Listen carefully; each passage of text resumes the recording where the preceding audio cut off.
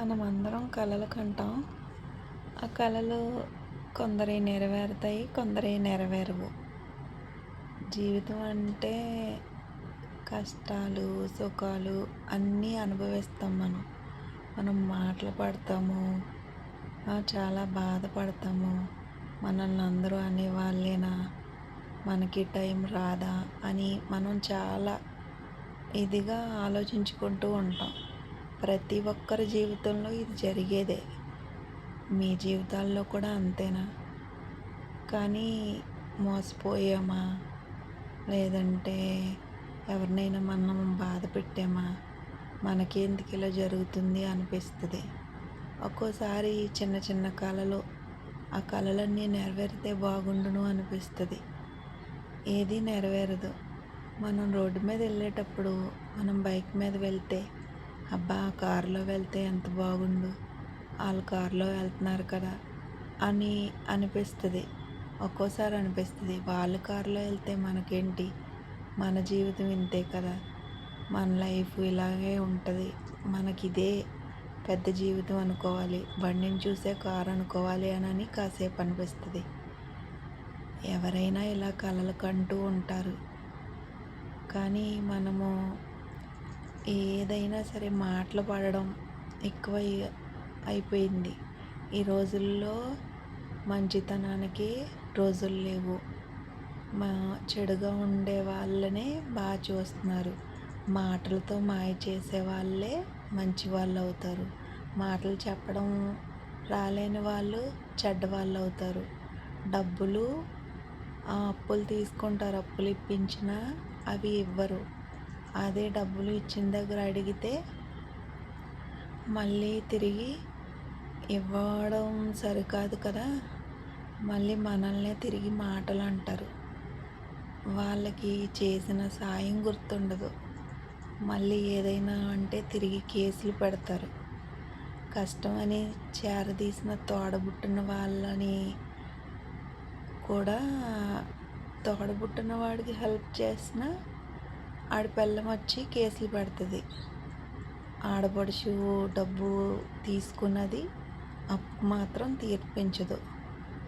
కానీ వాడి పరిస్థితి, తోడబుట్టిన వాడి పరిస్థితి బాగాలేదు కదా అని ఆశ్రయం ఇచ్చినందుకు ఆడపడుచు భర్త మీద, ఆడపడుచు మీద కేసులు పెట్టిస్తుంది ఆడిది. కానీ చాలామంది ఎంత మంచితనంగా ఉన్నా చెడుగానే ఆలోచిస్తారు. పైకేమో తియ్యగా మాట్లాడతారు కదా, లోనంతా విషం ఉంటుంది. మనం అనుకుంటాం వాళ్ళు ఎంతో మంచి వాళ్ళు, చాలా ఇది కింద బాగా మాట్లాడతారు అని అనుకుంటాం. కానీ మనం చాలాసార్లు మోసపోతాం.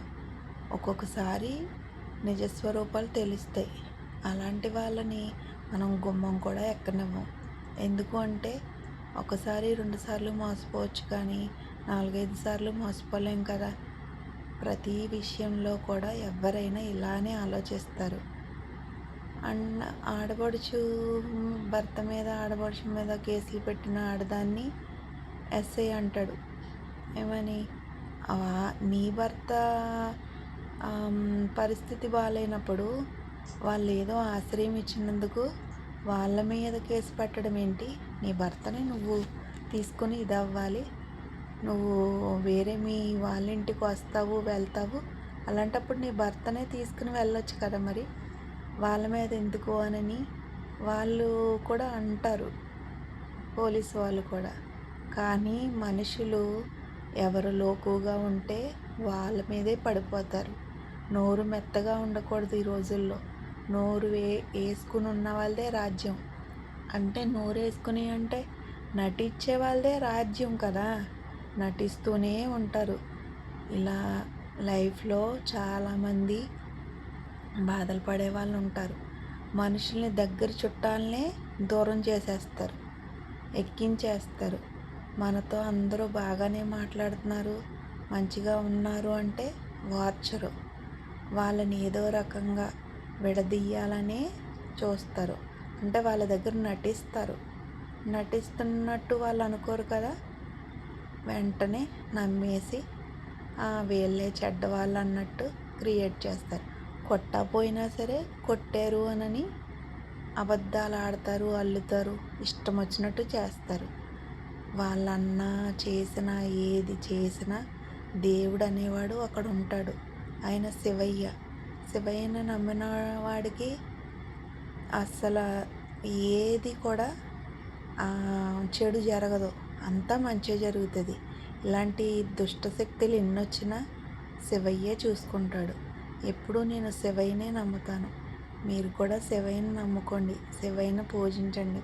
శివయ్యని నమ్మిన వాళ్ళకి ఈ అండగా ఉంటాడు ఆయన. శివయ్య సాయిబాబా ఒకటే అనుకుంటాను నేను. లేకపోతే మిరాకిల్ కదా. నాకు 13 ఒక ఇద్దరు అమ్మాయిలు. నా పాప వాళ్ళకి 13 సంవత్సరాలు, నా పెద్ద పాపకి 13 సంవత్సరాలకి బాబు కోసం మేముంటే నాకు శివయ్య బాబునిచ్చాడు. అంటే వంశం నిలబెట్టాడు. నా మా అమ్మ, తాత, మొత్తం ఫ్యామిలీ టోటల్ అందరూ శివుడినే పూజిస్తారు. నేను, నా భర్త, మొత్తం అందరం శివయ్యనే ఎక్కువగా కొలుస్తాం మేము. ఆ శివయ్య ఇచ్చాడు, ప్రసాదంగా ఇచ్చాడు అని నేను చాలా నమ్మకంగా నమ్ముతాను. ఎప్పుడూ శివయ్యనే తలుచుకుంటాను. మీకు ఏదైనా కష్టం వచ్చినా, బాధ వచ్చినా, ఆనందం వచ్చినా ఎవరితో చెప్పద్దు. మనుషులతో చెప్తే బాధ తీరదు, పెరిగిపోతుంది. మీరు శివయ్య ముందు కూర్చునో నా దండం పెట్టుకుంటే చాలు. 42 రోజులు శివాలయానికి వెళ్ళి నందీశ్వరుడి చెవిలో ఏదైనా చెప్పుకోండి, మీ కోరిక తీరాలని. అది తప్పకుండా నెరవేరుతుంది. శివయ్య చేసే మేలు అసలు ఎవ్వరూ చేయరు. దేవుణ్ణి నమ్ముకోండి, మనుషులను నమ్మకండి. మనుషులు ఇక్కడే అక్కడ చెప్పి మోసాలు చేసి డబ్బులు తీసుకొని అబద్ధాలు ఆడేసి మళ్ళీ మన మీదే సొల్లు కబుర్లు చెప్తారు. దేవుడు చాలా మంచి దేవుడు శివయ్య. శివయ్యని నమ్ముకోండి.